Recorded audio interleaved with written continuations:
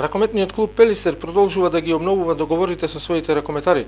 Нов двогодишен договор потпиша со капитенот Васко Димитровски. По краткиот престој во Унгарија, кружниот напаѓач повторно ќе го носи зелениот дрес. Тој е трет ракометар по Николич и Чантурија кој го обнови договорот со клубот. Инаку ново име кај тренерот Каменица е Ивица Лазарески кој пристигна од Борец.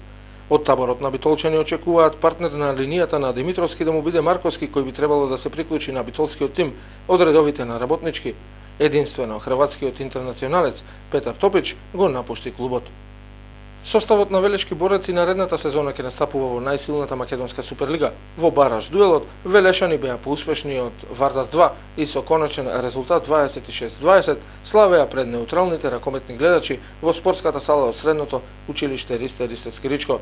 Вардарци посакуваа историски 3 екипи во најсилната конкуренција, но младите ракометари кои ја завршија сезоната како второпласирани во втората по ранг национална лига не беа вистинска конкуренција за Велешкиот тим. Македонската суперлига од септември ќе започнат 10 екипи.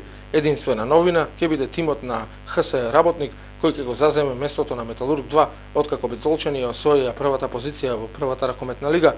Освен Работник, за место во плейоф над преварите ќе играат Макс Струмица, Прилеп, Охрид Работнички, Пелистер, Вардар Јуниор, Радовиш, Тинекс Пролет и Борец. Македонскиот шампион Вардар и вице-првакот Металург ќе настапуваат во СХ лигата, а во националниот шампионат ќе се приклучат во пролетниот дел, односно директно во плейоф фазата.